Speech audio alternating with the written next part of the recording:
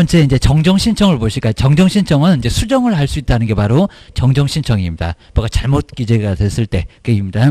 자, 먼저 자, 우리 두 번째 줄에 이렇게 중간에 좀 굵게 써져 있는 것처럼 잘못 기재.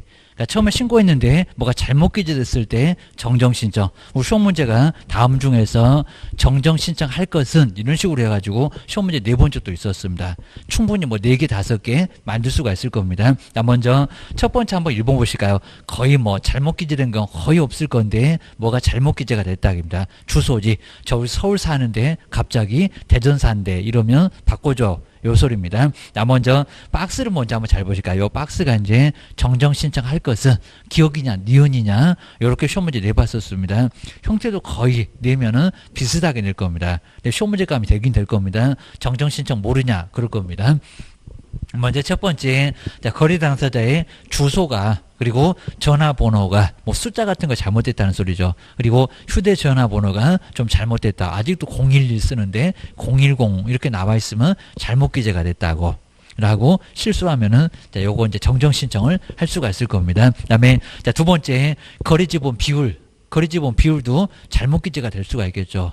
한 100분의 10인데 100분의 20이다. 이런 식으로 잘못 기재가 될 수가 있을 겁니다. 그러니까 잘못 기재됐다고 바꿔주세요. 라고 시장님한테 이제 그럴 수가 있을 겁니다. 잘못 기재돼서 신고하면은 크게 문제가 되니까 그렇습니다. 그 다음에 세 번째는 우리 개업 공인주사의 전화. 번호나 상호나 사무소, 소재지 이런 게 이제 잘못됐을 때 뭐 1번, 2번은 매도 매수일 걸 거고 그다음에 자, 세 번째는 우리 개업 공인주사기입니다. 그다음에 이제 자, 네 번째는 건축물의 종류가 다양하죠. 아파트 갑자기 연립 샀는데 아파트 샀다. 그러면 잘못 기재가 됐다고 수정할 수가 있을 겁니다. 그 다음에 5번도 마찬가지고요. 부동산 등 그리고 이제 가로는 아예 안 봐도 될 정도고요. 가로가 이제 아예 그냥 한 줄을 넘어가 버렸는데 지목 넌 샀는데 갑자기 밭 샀대. 그러면 바꿔줘. 이런 소리입니다. 그 다음에 면적이나 또 숫자죠. 그 다음에 거래 지분, 그 다음에 대지권 비율, 아파트 밑에 깔려있는 대지권의 비율도 숫자가 잘못 기재가 될 수가 있을 겁니다. 그러면 바꿔달라고. 그러니까 지금 박스에 있는 거 보게 되면 죄다 숫자. 종류나 지목 같은 것도 종류가 너무 다양해서 지목은 28개나 되다 보니까 잘못 기재가 될 수 있을 겁니다. 이런 것들은 바꿔주라고 이런 소리입니다. 그 다음에 뒤로 넘겨보실까요? 그 다음에 이제 9번째는 이제 변경신고입니다. 자, 변경신고는 상황이 좀 다르고요. 처음에는 문제가 없었습니다. 나중에 뭐가 달라졌습니다. 달라져서 바꾸는 게 바로 변경신고. 그러니까 아까 8번째는 애초부터 뭐가 잘못 기재가 된 거고요. 그 다음에 9번째는 처음에는 문제가 없었는데 나중에 뭐가 변경돼서 달라졌습니다. 그러니까 조금 약간 다릅니다. 자, 그러면 앞에 있는 거하고 요 변경신고하고 조금 다르니까 요걸 막 섞어 놓겠다. 기억을 해주셔야 됩니다. 자, 먼저 첫 번째 1번, 2번 여기까지는 아예 똑같을 거고요. 3번도 거래지분 비율. 아까 이제 앞쪽에도 똑같이 문장 나왔습니다. 근데 아까는 숫자가 틀린 거고요. 근데 여기는 바꾼 경우도 있을 겁니다. 처음에 50, 50 그랬었다가 자, 친구가 돈 없다고 하니까 내가 60이고 너는 40이고 이렇게 바꿀 수도 있을 겁니다. 그러니까 거래지분 비율은 2번도 거래지분도 앞에하고 똑같은데 앞에는 숫자가 잘못 기재가 된 거고요. 여기는 나중에 바꾼 거고. 그러니까 상황이 약간 다를 겁니다. 그래서 달라졌다. 그입니다. 처음에는 문제가 없었는데 그입니다. 그다음에 세 번째도 마찬가지겠죠. 면적. 그러니까 여기도 면적도 이제 50, 50 그랬었다가 내가 60이고 너는 40이고 친구가 돈 없다고 하니까 우리 면적 좀 바꿀까? 그럴 수가 있을 겁니다. 그러니까 숫자 좀 바꿀까? 이런 소리였습니다. 그다음에 이제 4번부터는 이제 아까 없었고요. 예, 계약의 조건이나 계약. 처음에는 조건이 없었는데 나중에 갑자기 생겼습니다. 그럼 시장님한테 이제 변경됐으니까 그렇게 아세요. 라고 신고할 겁니다. 그 다음에 이제 5번. 우리 거래 가격도 바꿀 수가 있겠죠. 처음에 3억 그랬었다가 하도 그냥 깎아달라고 해서 2억 9천 이렇게 바꿨으면은 요 거래 가격도 변경할 수 있을 겁니다. 바꿀 수 있을 겁니다. 근데 5번만큼은 거래 계약서 4번을 첨부하라는 겁니다. 다른 건 아예 없었는데, 그입니다. 그리고 이제 6번째는 중도금 잔금. 오늘 중도금 치려고 했다가 다음 주로 미루고 그럴 수 있을 겁니다. 그러니까 날짜가 달라졌다고. 처음에는 문제가 없었는데, 그입니다. 그리고 잔금, 돈도 마찬가지고 돈 금액이나 그 지급일 이런 거를 바꿀 수가 있을 겁니다. 잔금도 한 다음 주로 미뤘다. 아니면 돈 금액도 잔금을 1억으로 하려고 했다가 조금 줄여서 5천만 원으로. 그러면 시장님한테 달라졌다고 이렇게 변경 신고합니다. 그다음에 7번째, 8번째는 공동 매수의 경우는 우리 매수인의 뭐 변경. 근데 가로를 잘 보실까요? 우리 매수인 중에서 일부가 제외되는 경우, 그러니까 옛날에는 추가 교체가 아니다 이런 식으로 이제 여기는 문장이 그랬었는데 여기는 약간 수정을 했습니다. 의미는 같습니다. 자, 요 7번째, 8번째, 여기는 아주 독특한데 공동 매수의 경우는 일부 매수인의 변경. 자, 요건 이제 설명 한번 해볼 거고요. 그 다음에 8번째는, 자, 거래대상 부동산 등이 다수였을 때, 여러 개였을 때. 근데 일부 부동산이 변경이 됐다는 겁니다. 자, 이건 거의 시험 문제 한 번도 안 내봤는데 약간 어려운 내용들입니다. 그러면 또 가로에 보실까요? 거래대상 부동산 등의 그 일부가 어떻게 됐다고요? 제외되는 경우만 해당한다. 제외만 해당된다고 했지, 여기는 추가나 교체가 아예 안 된다는 겁니다. 그건 기억하셔야 됩니다. 그럼 여기도 이제 한번 어렵게 분명히 내볼 만한데 294페이지 이제 변경신고. 자, 변경신고인데, 자, 변경신고는 나중에, 처음에는 문제가 없었는데 나중에 좀 달라졌다. 그러면서 7번째, 그럼 이제 공동매수의 경우 이렇게 공동매수. 그러면 여러 사람이 매수를 했다는 거죠. 갑을병. 자, 그런데 이제 여기서 누가요? 매수인이 변경됐다. 이렇게 매수인의 변경 고소입니다. 자, 변경이라고 해놓고, 그리고 여기는 제외만. 그러니까 옛날에는 추가 교체가 아니다 그렇게 표현해놨는데 딱 한마디로 똑같은 의미를 갖고 있는데 제외만 해당되지 추가 교체하는 건 아니다 이런 소리입니다. 그리고 이제 8번에는 다수부동산. 그러니까 여기 이제 사람인데 여기는 다수부동산, 또 물건을 여러 개 샀네 그입니다. 다수부동산인데 여기는 일부 부동산 등의 이제 변경. 그래놨습니다. 여기도 일부 부동산 등이 어떤 경우에 이렇게 변경되냐고. 근데 의미는 똑같습니다. 자, 변경되는 경우인데 이렇게 제외만 해당되지 추가 교체는 아니다. 자, 이런 소리입니다. 그럼 이제 처음에 신고를 먼저 이렇게 놨습니다. 처음에 신고를. 공동 매수니까 갑하고 이제 요거 사람입니다. 갑을병 이렇게 세 명이 바로 계약을 하겠다고. 공동 매수인 가격입니다. 그냥 복잡할 것 같으면 갑을 2명이 그입니다. 근데 갑자기 우리 계약을 안 하겠대요. 이제 이런 소리입니다.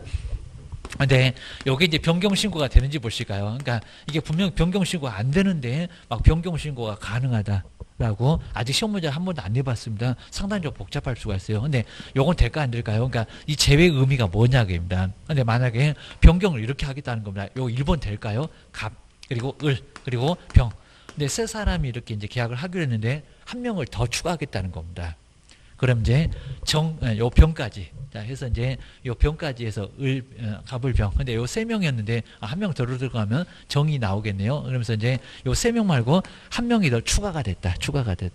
그러니까 옛날에는 추가 교체가 안 된다. 이런 소리입니다. 그러니까 이렇게 한 명을 추가시키는 것은 변경 신고가 될까요? 안 될까요? 자, 이건 안 된다는 겁니다.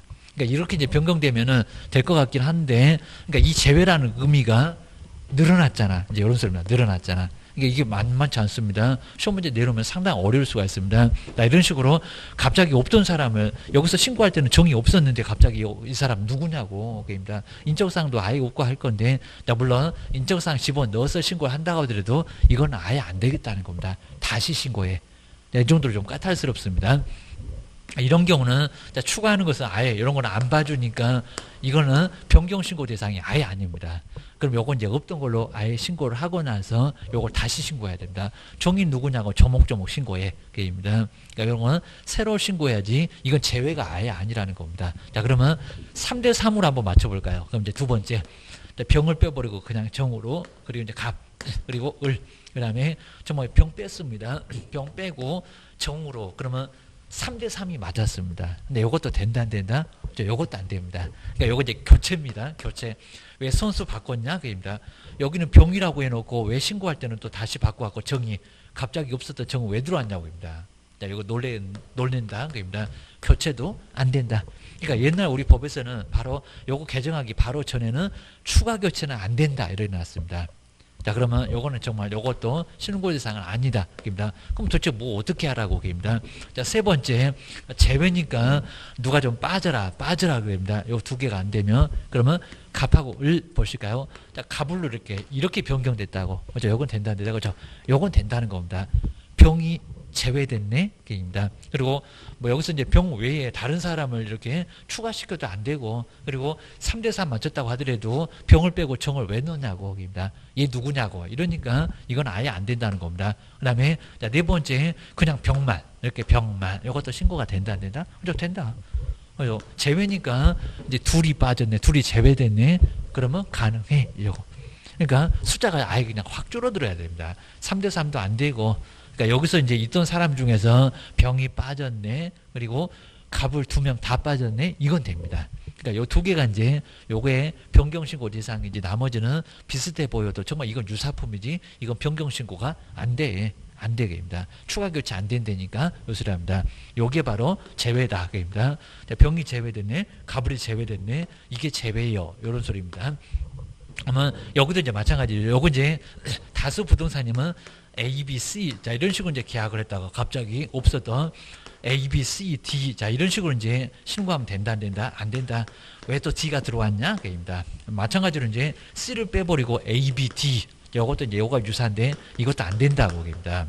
아예 줄어들어가고 그러면 그냥 B만 그죠? 이건 된다고. 그리고 A를 빼버리고 C만, 자 B하고 C만 그죠? 이런 건 된다고. 이런 건 되는데 A가 뭐 빠지거나 그냥 그죠? 여기서 이제 A나 C가 빠지거나 이런 것들은 되는데 하여튼에 여기서 추가나 그다음에 교체되는 것은 아예 안 된다. 이런 소리 합니다. 변경신고가 만만치 않다고 합니다. 하여튼 이런 게 변경신고가 아니면 다시 신고해.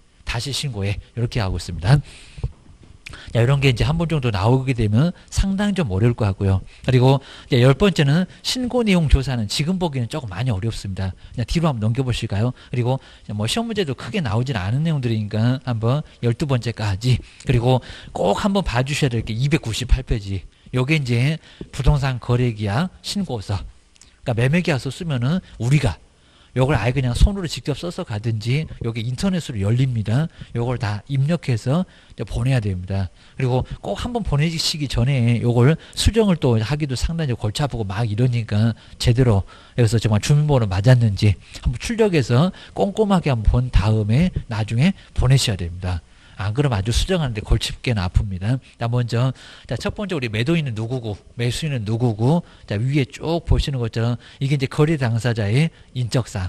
아까 신고 내용이 있었잖아요. 그리고 개업 공인줄사가 있으면은 마지막에 있었을 건데 아까 7번에 개업은 누구냐고.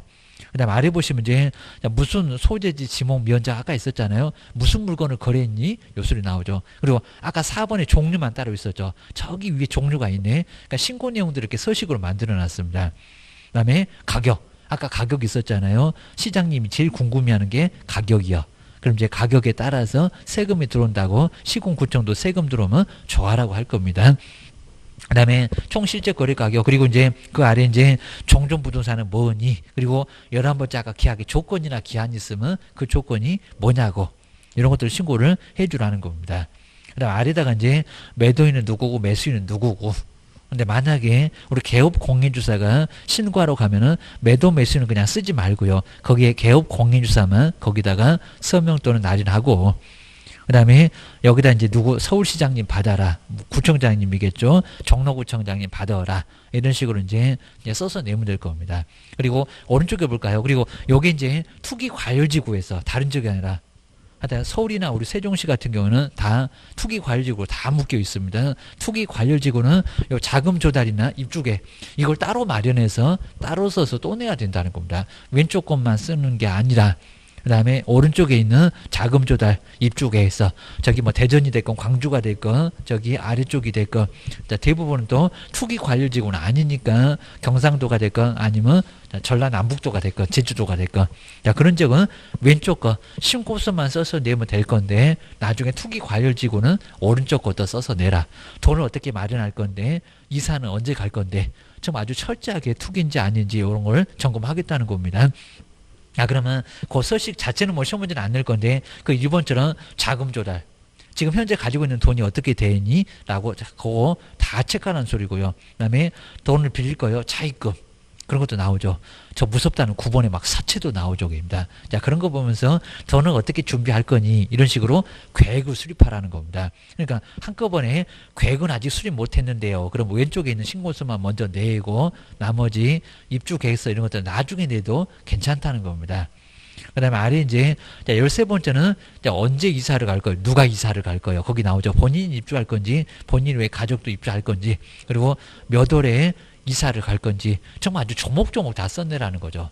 아주 귀찮아 죽겠네? 투기 과열지고, 기억해 놓으셔야 됩니다. 그리고 여기 이제 금액 자체도 이제 6억 이상이었을 때, 자, 옛날에는 6억이라고 했는데 지금은 막 3억 이상이 되면은 여기는, 자, 신고서 내라. 막 이런 소리 하게 됩니다. 이거 투기 과열지구는 이것도 따로 작성해서 내야 돼. 분리해서 낼 수도 있고, 그게입니다. 그 다음에 뒤로 한번 넘겨보시고요. 자, 요 서식은 이제 간단해 보시면 될 것 같습니다. 그리고 이제 저 서식 이제 자금 조달까지 내면 왼쪽에 있는, 자, 바로 이제 300페이지에 신고 필정, 요 신고를 마쳤다는 신고 필정이 나옵니다. 여기 있어야 이제 등기를 할 수가 있습니다. 그리고 이제 301페이지에 옛날에 안 해도 된다고 했었는데 지금은 해제 등의 신고, 계약이 없어지면 해제 등의 신고를 따로 해야 됩니다. 30일 이내에. 자, 올해는 정말 아예 안 낼 수가 없을 정도로 내년도에 이게 달라지면서 이것도 이제 안 하게 되면 과태료 얻어맞아. 기억하셔야 됩니다. 그 다음에 뒤로 넘겨보시고요. 이제 나중에 이제 외국인에서도 자, 조금 이런 것들 이제 따로 보기로 할 건데 외국인은 요거 이제 신고하십시오. 이런 게 나오게 됩니다. 외국인도 이제 우리가 거래할 수가 있으니까 외국인이 매매계약서 쓰게 되면 신고하세요. 이런 수가 나옵니다. 그리고 이제 오른쪽으로 이제 넘겨서 305페이지로 한번 와볼까요? 그리고 외국인은 간단하게 보고하시면 될 것 같습니다. 외국인이 토지나 건물을 취득했을 때 신고하십시오. 이런 수를 하게 됩니다. 자, 1번의 제목처럼 외국인. 외국인 아까 2분의 이상이 외국인이 국적을 좀 갖고 있다. 그럼 다 외국인. 그랬습니다. 그래서 부동산 취득하게 되면 신고하십시오. 근데 외국인은 또 안 달라져서 옛날에처럼 똑같이 60일 이내입니다. 그러니까 내국인만 30일로 좀 달라진 거고요. 여기는 그대로 60일 이내에 외국인은 그대로 60일 내에 신고하라는 겁니다. 매매가 됐건 그리고 증여가 됐건. 그 다음 이제 2번에 계약 외. 자, 계약 말고 상속이라든지 경매라든지 우리 가루처럼 판결이나 합병이나 하여튼 여기는 제일 시험 문제 많이 내봤습니다. 요거는 60일 말고 6개월. 그러니까 외국인은 아주 넉넉하게 시간을 좀 많이 주겠다는 겁니다. 내국인은 30일로 달라지더니 외국인은 그대로 60일로 있습니다. 한번 생각해 놓으셔야 됩니다. 그 다음 이제 박스 아래쪽으로 3번으로 한번 내려볼까요? 계속 보유. 그러니까 처음에는 외국인이 아니었었다가 사원이 많이 들어오고 그 다음 임원이 많이 들어오고 자본금 많이 들어오고 그러면서 2분의 1 이상이 되면은 외국인 됩니다. 그럼 외국인 돼서 계속 토지를 보유하겠다고 하면 이걸 계속 보유라고 합니다. 그럼 여기도 6개월. 그러니까 계약만 60일이고 계약 외. 계속 보유는 얼마라고요? 6월. 그러니까 여기서 우리 시험 문제가 아주 집중적으로 하나는 나오는데 여기서 거의 대부분 나올 정도입니다. 하여튼 계약 1번은 60일. 그 다음에 계약 외 계속 보유는 6월. 이런 것도 자꾸 속이니까 꼭 보시고요. 그 다음 이제 가로 2번에는 군사문화 환경에서는 허가받아라. 허가는 재당이 있으니까 외국인한테 허가를 안 내주겠다. 이런 소리 합니다. 자, 그럼 이제 박스에 보시니까 4개. 우리 시험 문제 아주 쉽게 나왔을 때는 다음 중에서 허가를 받을 지역은 하면서 나온 적이 있었습니다. 먼저 첫 번째는 1번 군사기지. 뭐 이런 군사기지 이런 것들은 또 공법에서도 배우게 될 거고요. 군사시설이 좀 많이 있는 군사기지는 외국인이 토지를 취득했을 때는 허가부터 먼저 받으라는 겁니다. 근데 허가를 아예 안 내줄 수도 있습니다. 그러니까 무조건 장담하시면 안 됩니다. 허가 나올 겁니다. 이러면 안 되고요. 가봐야 알아요. 라고 하셔야 됩니다. 자, 국가가 너는 안 돼. 이럴 수가 있다는 소리입니다. 그 다음에 자, 두 번째 문화재, 지정문화재. 자, 지정문화재 이런 것들도 취득하려면 외국인. 내국인은 아닌데 외국인은 허가를 먼저 받으래요. 여기입니다. 그냥 외국인 취득하면 관리가 곤란해지니까 맨날 무슨 통역사 막 데리고 다녀야 되고 말하면 못 알아듣고 그러면 속 터져서 너는 싫다 이런 것 같습니다. 그다음 이제 세 번째는 여기 이제 환경이 좋은 지역인데 생태 경관 보전 지역. 이라고 해서 이제 여기도 전국대 극히 일부입니다. 뭐 생태경관 보전지역 이런 것들은 토지 이용계 확인서에 나옵니다. 아니면 인터넷창에 검색하면은 나오는데 어느 지역이냐고는 아예 안 물어보니까 생태경관 보전지역 이런 데는 허가 받으래 이런 소리입니다. 네 번째는 야생 생물 특별 보호구역이라고 해서 정말 말 그대로 야생 생물을 특별하게 보호하겠다는 구역. 환경이 아주 좋은 저기 창녕의 우포늪 이런 게 바로 여기 야생 생물 특별 보호구역입니다. 방송에서는 가끔씩 뭐 다큐멘터리 하면서 비슷하게 나옵니다. 이런 지역은 외국인은 뭐해라? 허가받아라. 자, 그럼 이제 1번의 군사, 자, 2번의 문화, 그리고 3번, 4번은 환경이라고 합니다. 그래서 자연환경 있잖아요. 군사문화 환경은 허가받아라. 정말 딱 맞죠. 군사문화 환경에서는 허가받아. 외국인이 안 샀으면 좋겠는데 왜 우리나라 와가지고 그걸 굳이 사겠냐고. 요게 바로 군사문화 환경입니다. 그리고 우리나라 사람 같으면 군사기지 왜 땅을 삽니까? 큰일 나겠죠. 거기는 막 지뢰가 깔려 있다가 보니까 괜히 또 잘못 들어가면 막 발목, 생각만 해도 좀 끔찍한데 막 발목도 날아가고 그럴 겁니다. 그리고 문화재는 취득 안 하잖아요. 뭐로 문화재를 취득합니까? 관리만 곤란해질 건데. 그러니까 우리나라 사람은 안 살 건데 다른 나라 사람들은 그것도 꽂혀갖고 그걸 사겠다가 발악을 할 것입니다. 그 다음 이제 세 번째, 네 번째 환경만 좀 개발을 못한다고 권법 교수님 얘기할 건데 그걸 왜 사냐고. 저 자연이 아주 끝내준다는 생태 경관 보전죠. 말 그대로 생태 경관만 보전하겠다는 겁니다. 개발 못해 얘기입니다. 삽질 하나도 못할 겁니다. 네 번째, 야생 생물을 특별히 보호하겠다는, 거기다 무슨 개발할 것 같아요? 뭐 집을 지을 겁니까? 절대 못 짓습니다. 집 지으면 교도소 확보해 버릴 겁니다. 건축법 위반은 정말 징역불금이 있습니다. 야생 생물 특별 보호구역을 뭐 받아라? 허가 받아라. 외국인한테는 허가 안 내줄 수 있으니까 허가 받으러 먼저 와. 이런 소리입니다. 자, 뒤로 넘겨보실까요? 허가를 안 받으면 막 2년 이하 징역 등이 있습니다. 그 정도로 아주 제재를 심하게 가합니다. 그 다음 이제 뭐 세 번째, 네 번째는 나중에 또 볼 거고요. 그 다음에 따로 이제 정리해 놓은 게 60일, 6개월. 이런 거 이제 박스를 정리해 놨습니다. 그러니까 이 내용은 아주 간단한데 꼭 시험 문제가 매년 하나 정도는 꼭 나옵니다. 자, 그전에도 계속 냈었는데 바로 올해도 나왔네요. 307페이지에 바로 요 이제 부동산 거래신고. 외국인 취득, 요거 꼭 시험 문제가 매년 하나가 나와요. 이런 것들 나중에 이제 본격적으로 이제 돌아가면은 다시 한번 풀어볼 겁니다. 그 다음에 세 번째로 오시면요. 307페이지에서 딱 중간 아래 보시면 토지 거래 허가고요.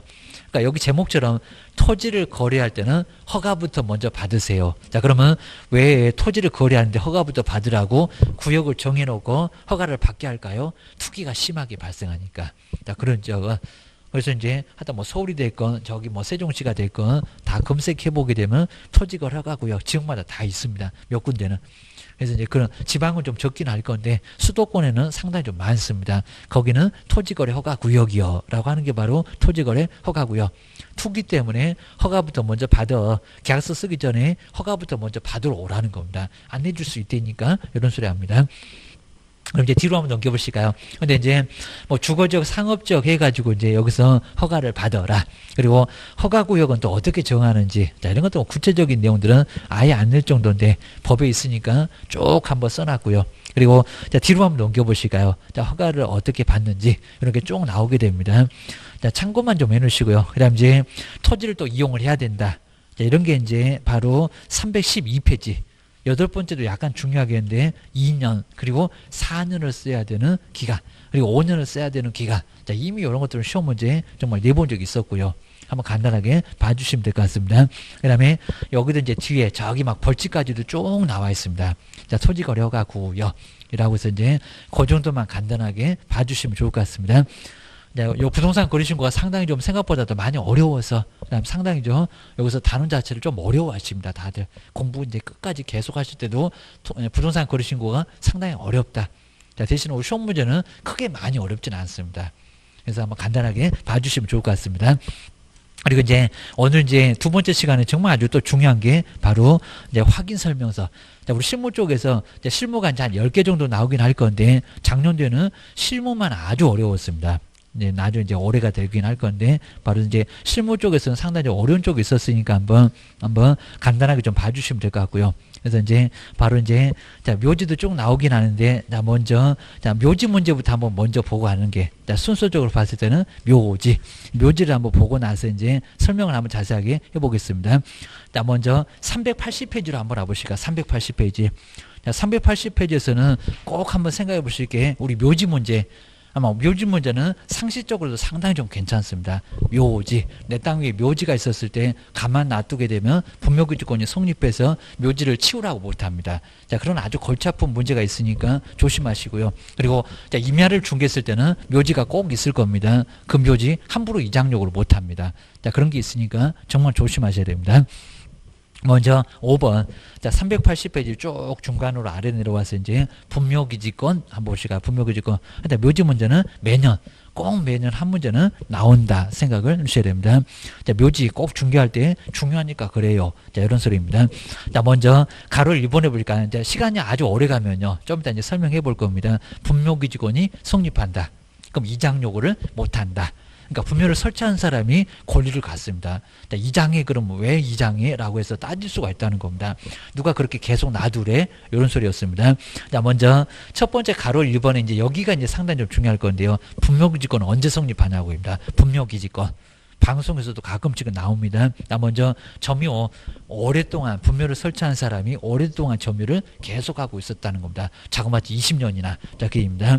자, 먼저 첫 번째 한번 읽어보실까요? 아마 우리 묘지 중에서 10개 그러면 여기가 한 7, 8개는 여기가 차지할 겁니다. 많을 겁니다. 그냥 남의 땅에다 묘지 설치해 놓잖아요. 그리고 세월아 네월아 하다 보니까 20년이 갈 수가 있다는 겁니다. 그러면 꼼짝 못해. 토지 소유권자가 치워라. 20년 넘어가고 치워라. 예, 치워. 이럴 겁니다. 안 치워. 이렇습니다.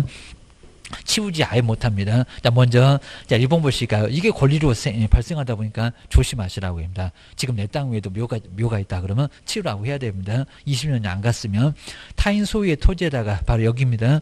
자, 소유자의 승낙 없이 그래서 이제 올해는 갔는데 분묘를 설치했는데 자그마치 얼마 동안 20년 동안 그러면서 평원은 아무 소리도 안 했다고 합니다. 토지 소유권자가 묘지를 치우라는 소리를 아예 안 했다는 겁니다. 그리고 공공연하게, 그럼 다른 사람도 다 알게 묘지가 이렇게 나와 있으면은 그 공연이라고 합니다. 공연하게 분묘의 기지를 뭐 하게 되면요, 점유를 하면은 국가가 권리를 줄 건데 분묘기지권을 취득할 수가 있다는 겁니다. 이렇게 취득하게 되면 이제 나중에 토지 소유권자가 묘지 이장하라고 그러면 이장 못해요 하면서 따질 수가 있다는 겁니다. 내가 왜 이장하냐 이런 소리입니다. 뭐 묘지 옮겨가지 않아 그 얘기입니다.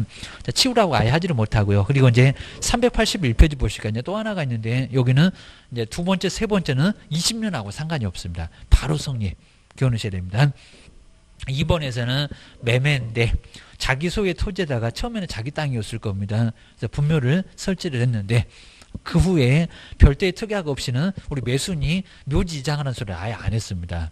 안 했을 때 특약 없이 토지만을 타인에게 처분을 하면은 그러면 토지를 이렇게 팔게 되면 거기는 우리 매도인이 분묘기지권을 취득해요. 여기입니다.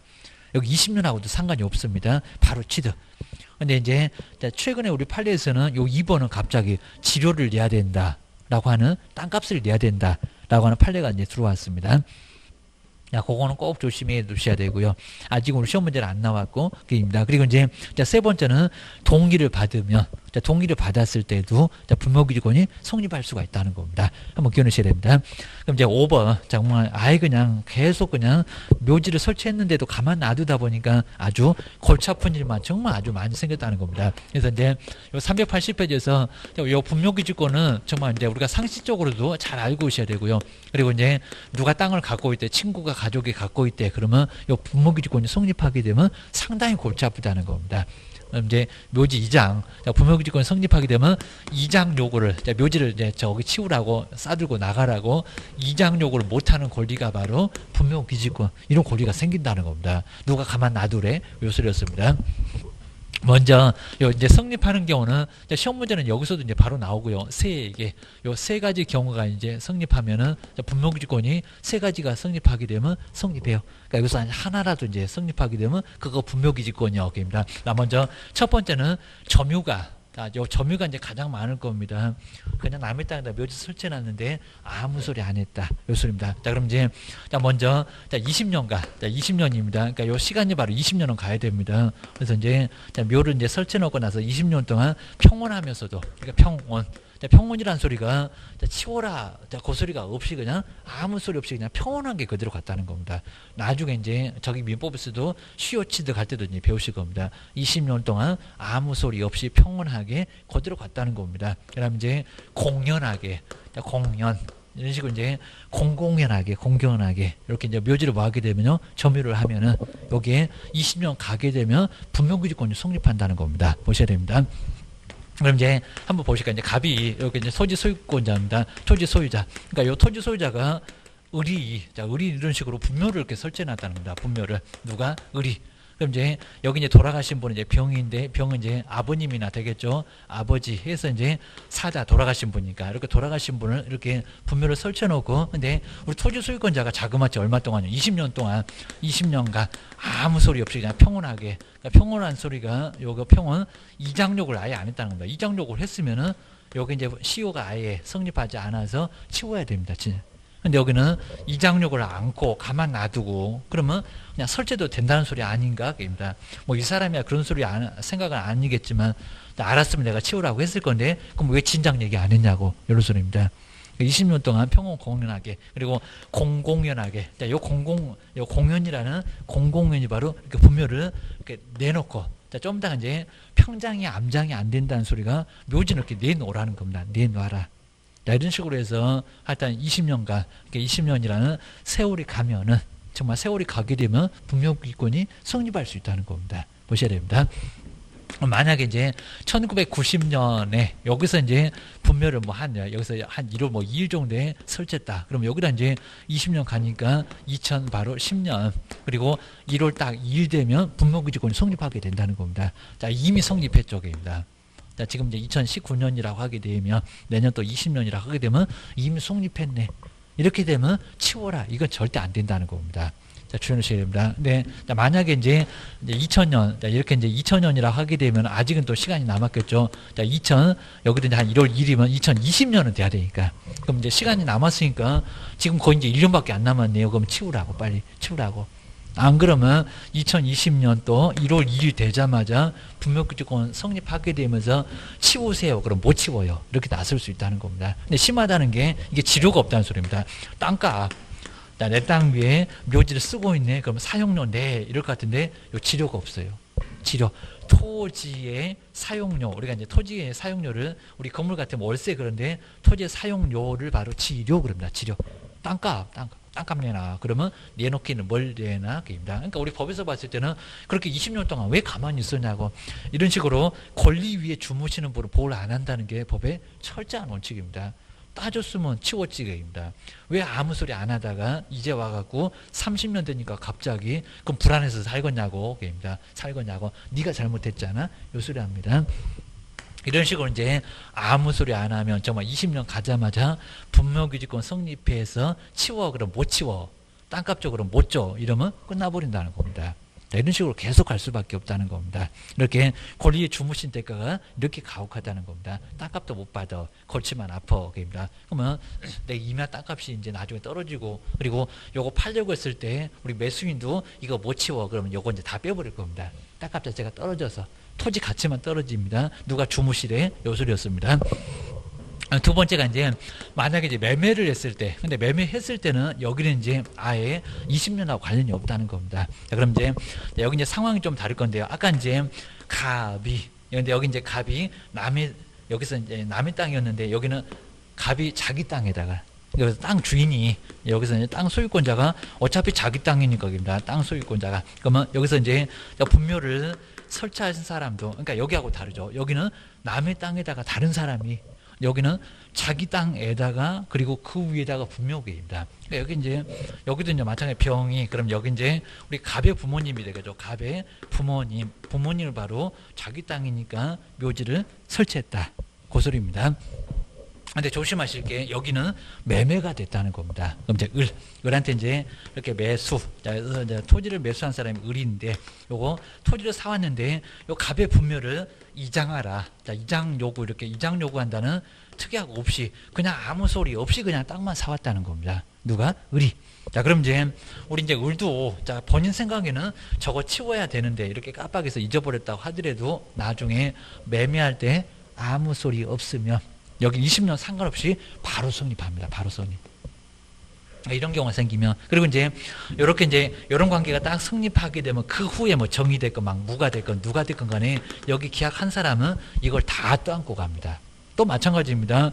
자, 이미 을이 갑한 때 분묘기득권이 성립했네. 그러면 나중에 토지를 정의 취득을 해도 을은 계속 정한대. 무가 나중에 취득한다 해도 무한대 계속 이게 물권이라는 게 강합니다. 물건만 지배하니까요. 토지 소유권자 누가 달라지건 그 누가 오건 간에 나는 권리 있어 해가지고 그 누구한테도 다 따질 수 있는 게 물권이라고 볼 수가 있다는 겁니다. 이 정도 아주 강합니다. 또 여기도 마찬가지예요.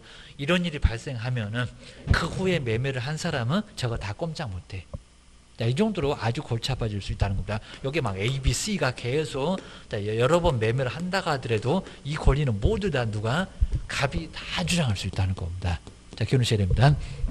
근데 옛날에는, 그러니까 요건 이제 지료가 없다고 했었죠. 그리고 옛날에는 지료가 있다 없다 이런 판례는 없었는데, 자, 그럼 이제 이런 경우는 바로 을한테 이제 매매가 돼서 넘어갔는데, 그럼 갑은 여기서 한번 잘 보셔야 됩니다. 여기하고 다릅니다.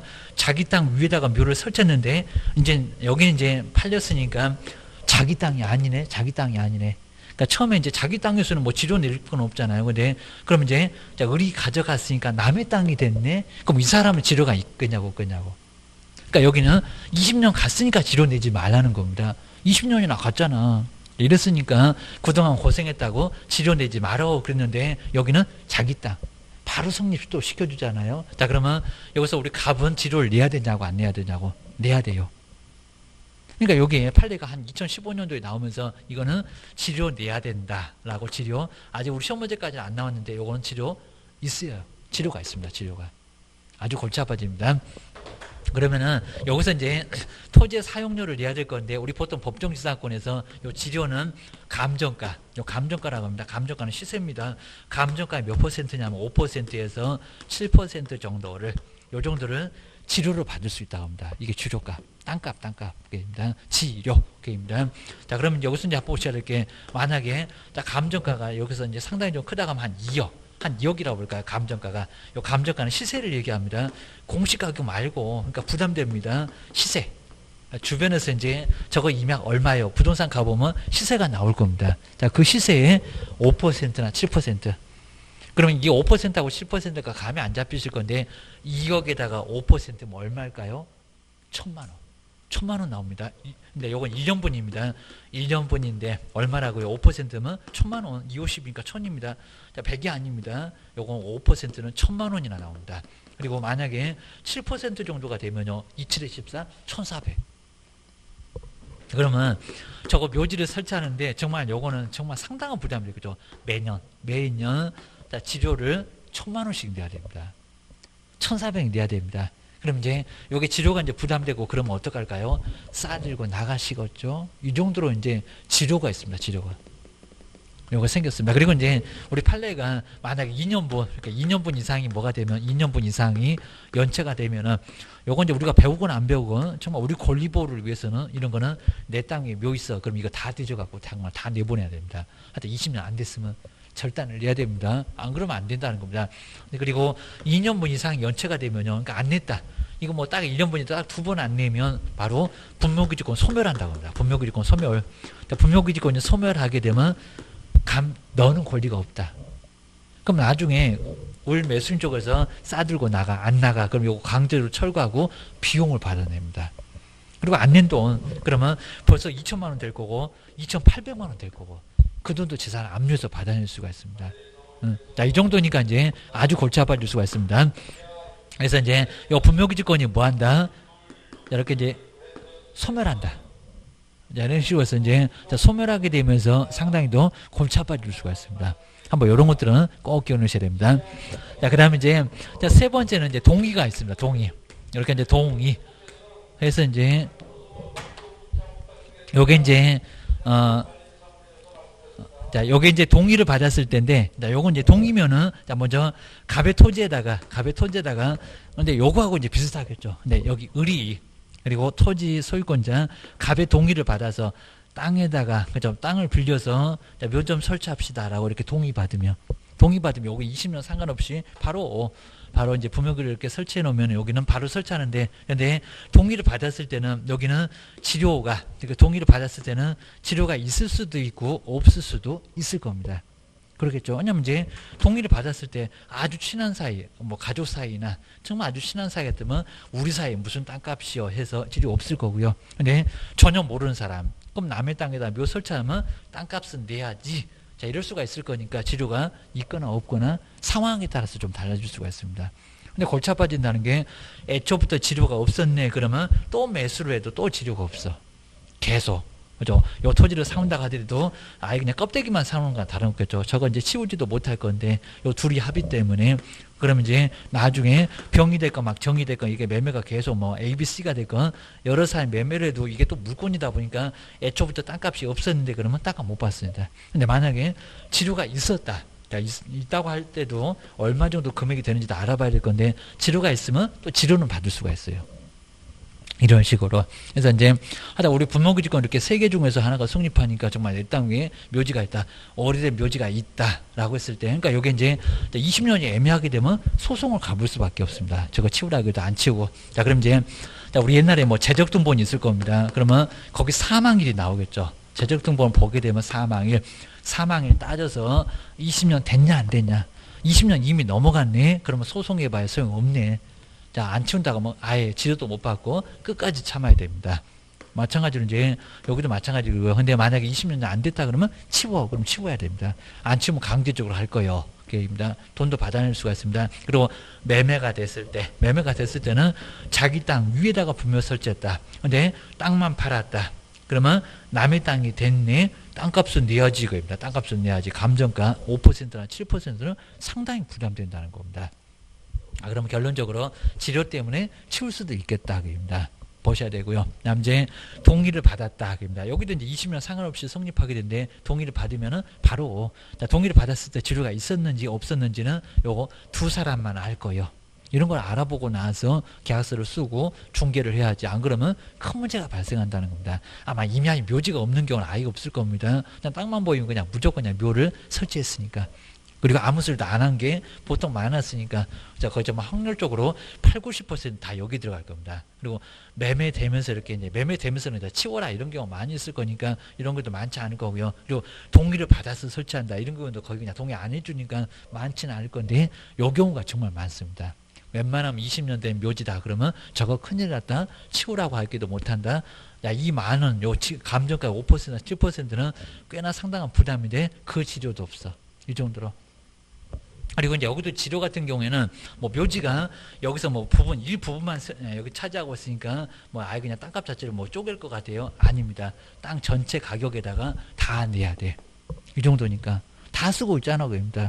뭐 네가 뭐 여기서만 설치하고 있니, 그입니다. 그런 거 아니니까 하여튼 다 내야 되니까 결론적으로 나중에는 부담될 수밖에 없다는 겁니다. 그거 기억하셔야 됩니다.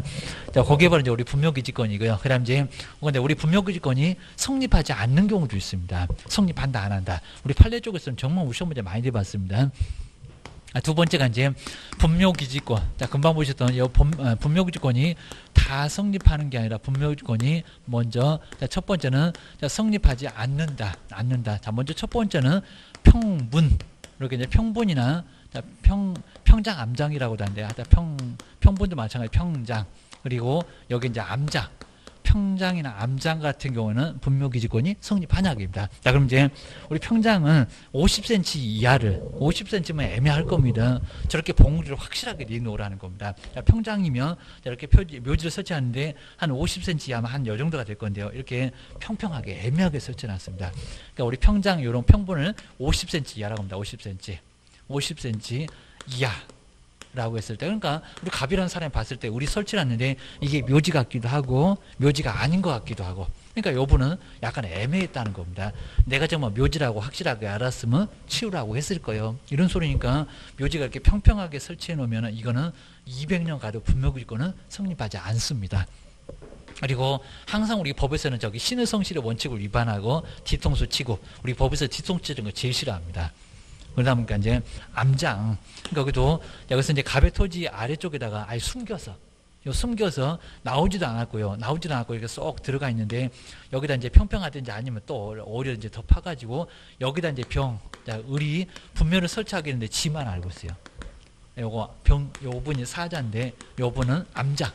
암장이니까 오히려 쏙 땅에서 오히려 들어가거나 아니면 나오질 않거나 이렇게 50cm만 나와도 이거 인정을 하지 않는데 암장도 인정할까요? 안 할까요? 안 해요. 그러니까 이건 정말 비겁한 거니까 이건 보여줄 리가 없습니다. 내가 이렇게 나오기만 했으면 내가 치우라고 당연히 했을 거예요. 네가 숨겨놓고 20년 주장하면 말이 되겠냐?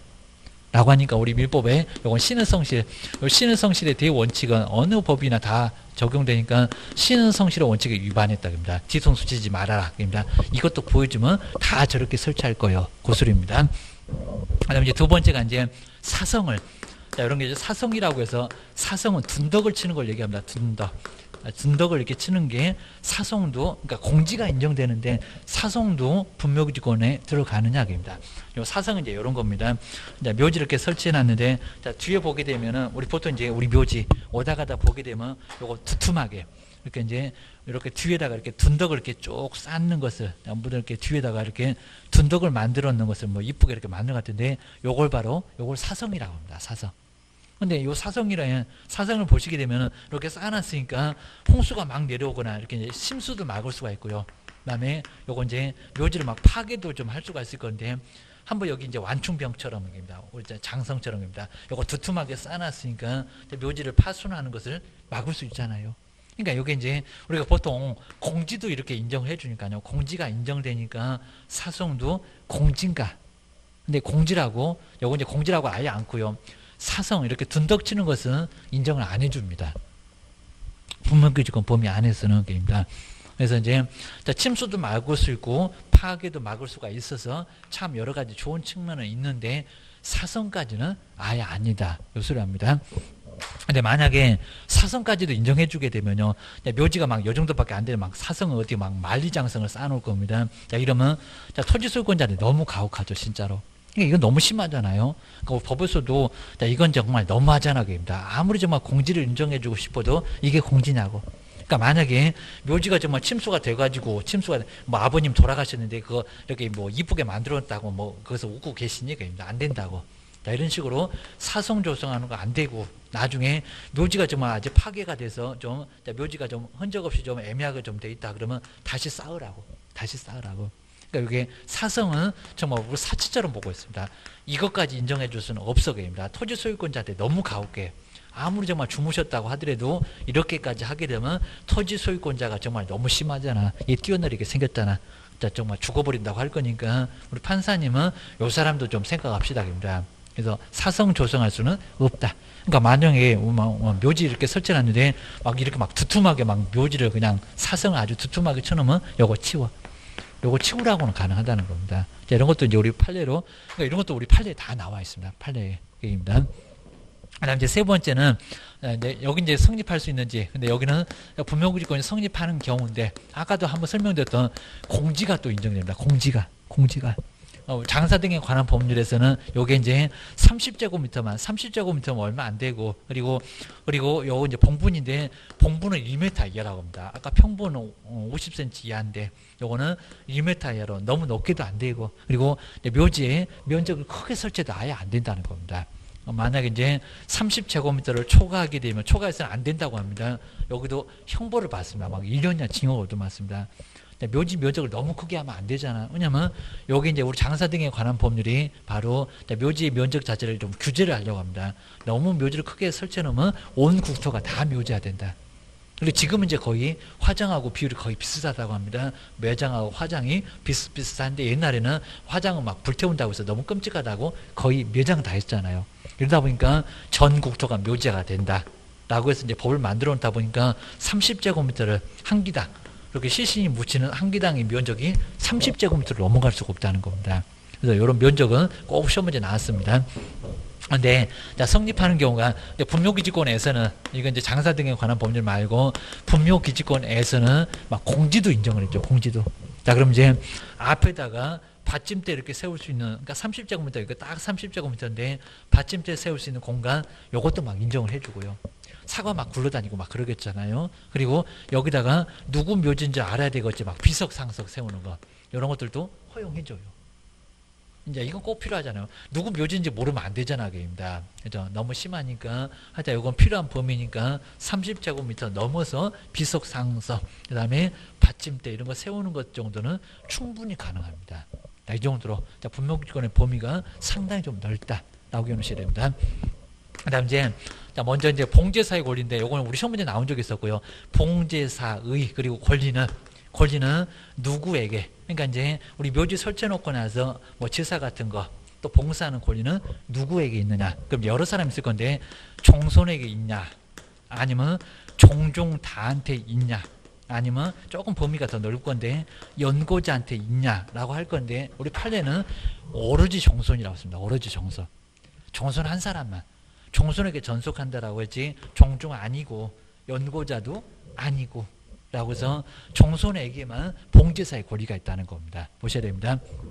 근데 여기까지만 우리 시험 문제 나왔는데, 근데 만약에 종손이 너무 관리를 안 하고요. 아예 관리를 안 하니까 누가요? 종종이 만약에 봉제사하고 계속 관리를 해왔다면 종종이란 사람들이 관리를 해왔는데 그래도 종손이냐고. 이제 그건 아니다. 이런 식으로 종종이 이렇게 계속 관리해 왔다면요. 이거 우리 시험 문제 이쪽은 안 나왔는데 그때는 종중이다. 종종으로 구성된 그 종종에게 있다는 거지. 종종이 관리를 해왔는데도 그래도 종손 한 사람이다. 그건 아니다. 하여튼 원칙적으로는 종손에게 전속하는데 한 사람한테 있는데 종종이 계속 관리를 해왔다고 하게 되면 그때는 종종이다. 라고 판례는 보고 있다는 겁니다.